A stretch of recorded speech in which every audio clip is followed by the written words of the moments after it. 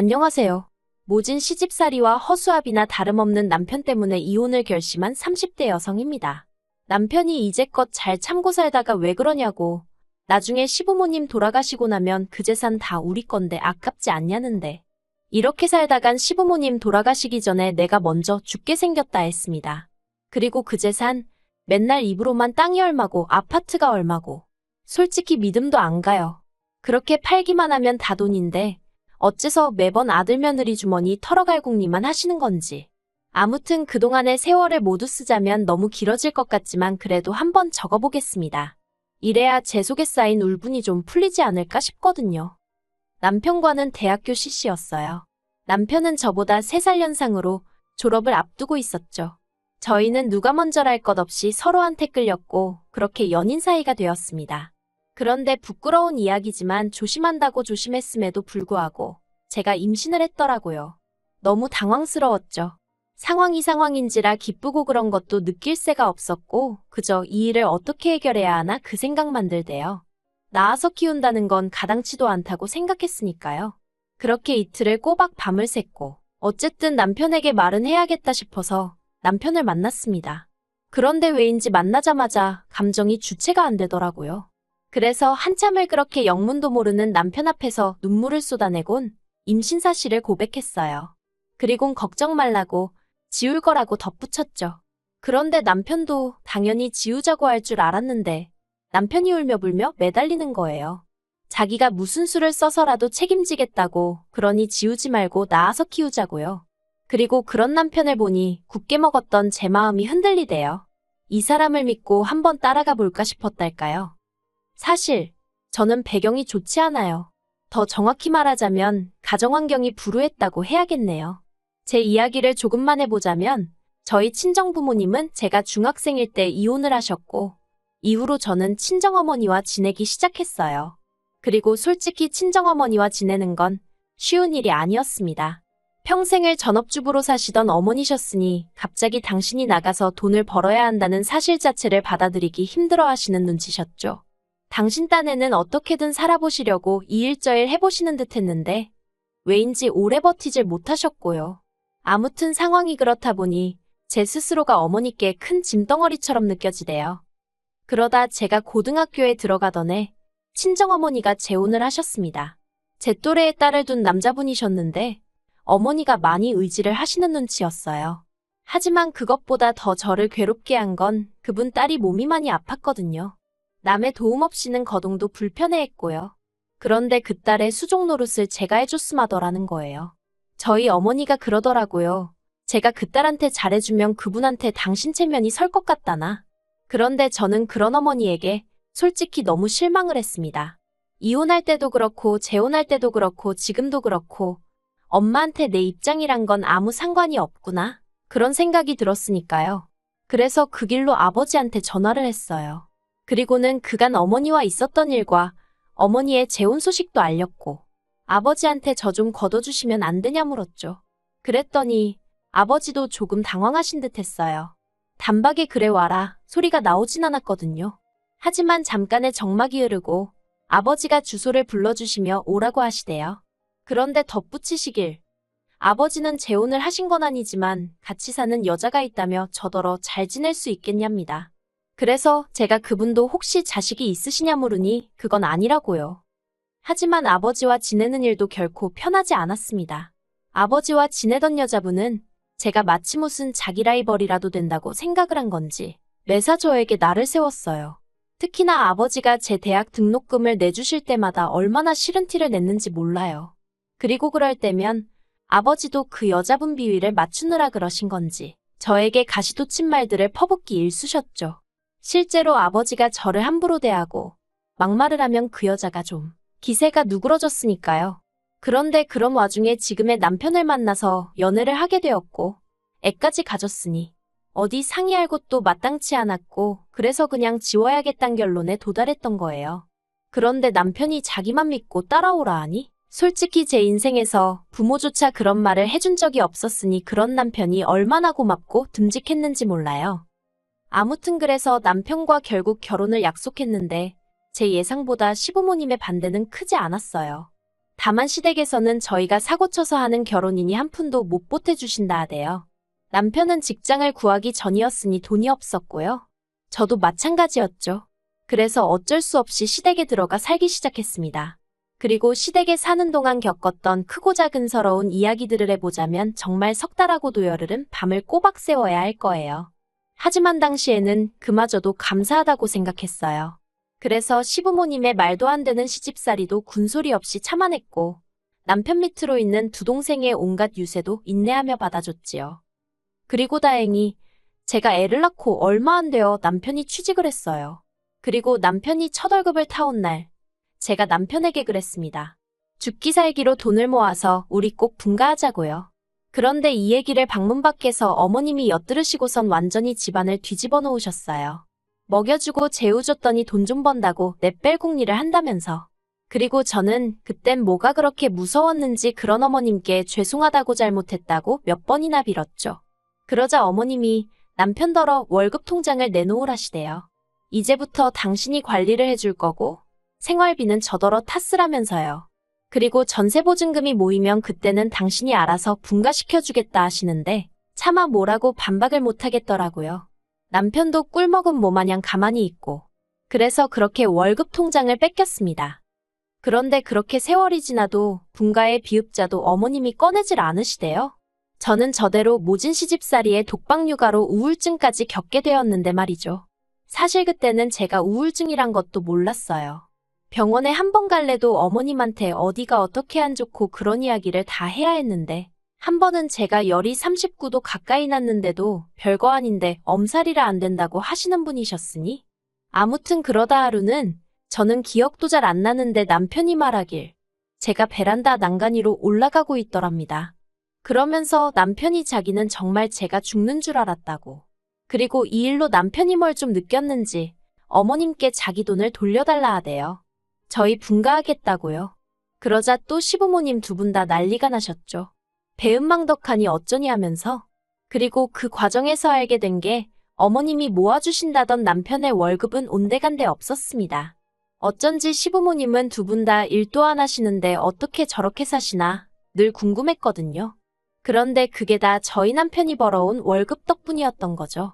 아무튼 그 일로 남편과 시부모님이 크게 싸웠고 시부모님이 저희더러 집안에 분란 일으키지 말고 제주 있으면 나가 살라대요. 그리고 결국 제가 친정에 연락을 했어요. 친정어머니한테 그간의 이야기를 하곤 얼마가 되던 좋으니 마지막이다 생각하고 돈 좀 빌려달라고요. 그랬더니 친정어머니가 저더러 왜 그러고 사냐면서 엉엉 우시대요. 저도 뭐라고 말을 해야 하나 싶었어요. 엄마 탓이라고 원망이라도 해볼까? 그런데 그래봤자 달라지는 게 뭐가 있나 싶은 거예요. 그래서 그냥 저도 엉엉같이 울었습니다. 친정아버지 반응도 비슷했어요. 애비 노릇을 못해줘서 미안하다고. 아무튼 그래서 어찌저찌 2,500만 원이란 돈을 마련했고 그렇게 저희가 분가를 했습니다. 그런데 저희가 분가를 하고 나니까 그때부터 어머님이 매일같이 전화를 하셔서는 사람을 집요하게 괴롭히시대요. 니네만 잘 먹고 잘 살면 다냐면서. 가족들은 안중에도 없냐 별의별 억지를 쓰셨죠. 그리고는 급기야 남편이 받아오는 월급의 절반을 요구하셨어요. 당신들도 먹고 살아야 할 거 아니냐면서. 그리고 결혼도 안 한 동생들은 저렇게 내버려 둘 거냐. 그래서 제가 친정의 돈도 갚아야 하고 안 된다고 했거든요. 그랬더니 친정에서 너한테 해준 게 뭐가 있냐면서 막말로 너 배불러 오고 애 낳고 몸조리하고 그럴 때 네 옆에 네 애미가 있었냐 내가 있었냐. 솔직히 옆에 계셨던 분이 어머님이었던 건 사실이었죠. 다만 저를 위해 있어주신 게 아니셨지만요. 하지만 이런 이야기까진 안 했고 아무튼 월급의 절반씩이나 드릴 수는 없다고 했어요. 그리고 결국 달에 30만 원씩 드리는 걸로 합의를 봤는데 저더러 이기적인 X라고 하시대요. 하지만 그래도 분가 후에는 일이 좀 잘 풀려갔어요. 아이는 어린이집을 보내고 저도 그 사이에 아르바이트를 시작했거든요. 그랬더니 돈이 곧잘 모여서 애 유치원 들어갈 때쯤에는 그래도 남들 하는 거 흉내는 내고 살게 되대요. 게다가 어쨌든 신우랑 시동생 다 대학 졸업하고 자기 밥벌이까지 하게 되었으니 시댁에 들이던 생활비도 줄였죠. 물론 덕분에 한바탕 난리가 났었습니다. 이번엔 시부모님뿐만 아니라 신우까지 가세를 해서 아주 발악을 하더라고요. 저만 아니었으면 자기 오빠 훨씬 좋은 여자 만나서 더 잘 살았을 거고 그 여자가 자기 집에 엄청 잘했을 거라면서요. 그래서 저도 신우더러 나도 그때 임신만 안 했으면 이렇게 살 일은 없지 않았겠냐고 했어요. 막말로 내가 시댁에 와서 뭘 그렇게 받고 누리며 살았냐고요. 그리고는 이제 더는 시댁에 아무것도 안 하겠다 했습니다. 홧김에 한 말이었지만 진심이었어요. 그리고 그 일로 시댁과 연을 끊다시피 하고 살았는데 사실 제 마음만 그랬지 남편은 남편대로 계속해서 저 몰래 시부모님께 용돈도 드리고 동생들도 챙기고 한 거 알아요. 알지만 큰 소리 내기 싫어서 말을 안 했을 뿐이죠. 그리고 그러던 와중 신우가 갑자기 언니 잘 지내냐 하면서 수작을 부리며 연락을 해왔습니다. 그리고 아니나 다를까 용건이 있더군요. 자기가 곧 시집을 가는데 남자 쪽에서 지불해오니까 자기도 한 5천은 들고 가야 될 것 같다면서 저더러 오빠랑 상의해서 돈 좀 마련해달라나요? 아무래도 남편한테만 말해서 될 일이 아닌 것 같으니 나한테 연락을 한 거겠지 싶으면서 괘씸하고 한편으론 어림없다 싶었죠. 그런데 남편이 해주자는 거예요. 그거 안에 가면 평생 눈치 보고 살지 않겠냐면서. 그래서 그거 해줬다간 너 죽고 나 죽는 거라 했어요. 당신 가족들이 나를 어떻게 대했는지 옆에서 다 봐놓고 신우가 눈치 보고 살게 되는 건 걱정이냐고 악을 쓰면서 말했죠.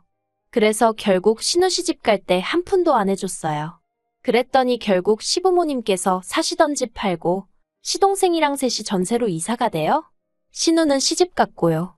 제가 남편더러 겉보라고 다 방법이 있으면서 왜 우리한테 그러시는 건지 모르겠다 했습니다. 그랬더니 남편이 저더러 지독하다대요.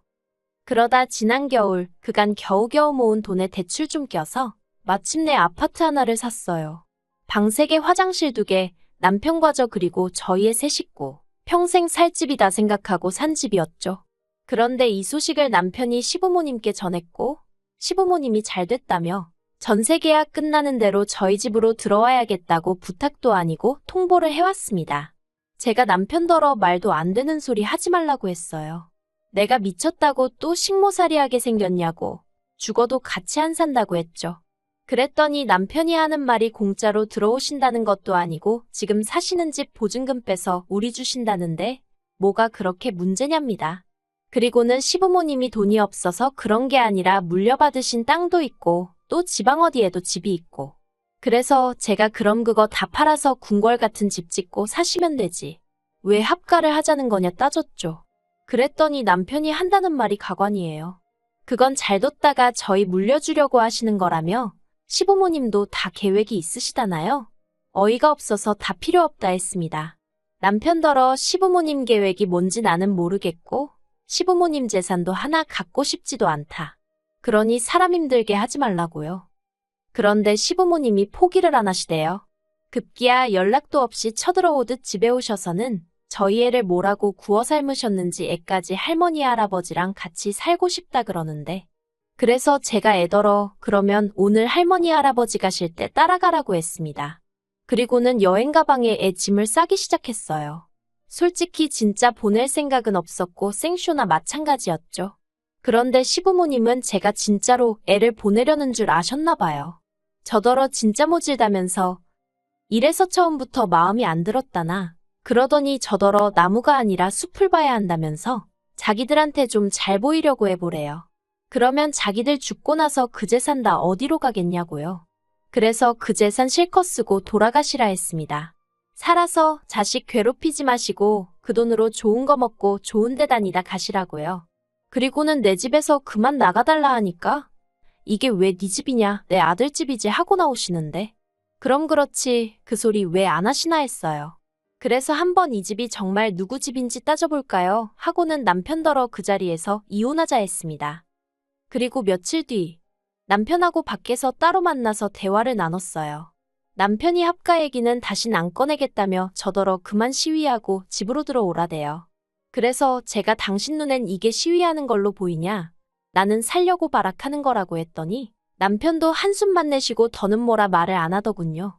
그러더니 이제껏 참고 산 거 정말 아깝지 않냐? 조금만 더 참으면 다 우리 거다.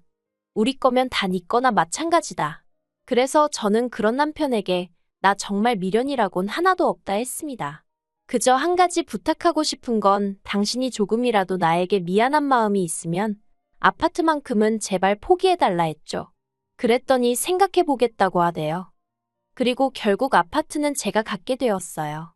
다만 남편이 애는 자기가 데려가겠다대요.